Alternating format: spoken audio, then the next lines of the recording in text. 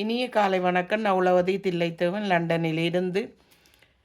பொறிச்சொல் தடல். தடல் தடல் என்று சொன்னால் வாழை மரத்திலே ஒவ்வொன்றாக உரிக்க தடல் வரும். அது உரித்து முடிய சில வேளை ஒன்றுமே இல்லாமல் இருக்க போய்விடும். தென்னை மரத்திலிருந்து பாலைக்கு பக்கத்திலே ஒரு பெரிய மடல் வரும். அந்த மடலையும் நாங்கள் விறகுக்காக பாலையை எரிப்பதற்காக பயன்படுத்துவோம். வாழை மடலில் கற்பூரத்தை வைத்து எரிப்பார்கள். தாளம்பூவுக்கு வெளியே இருப்பதும் அதையும் மடல் என்று சொல்லுவார்கள். பைத்தங்காயை கொட்டை முத்தி விட்டால் நாங்கள் அந்த தடலை உரித்து போட்டு கொட்டையை எடுப்போம்.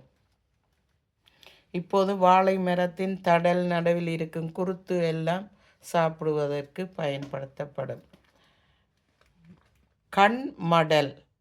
கண்ணின் மடலை நாங்கள் சின்ன வயதில் அதனை பின்பக்கமாக புரட்டி சிவப்பாக இருக்கும் கண் பார்ப்பதற்கு பயமாக இருக்கும்.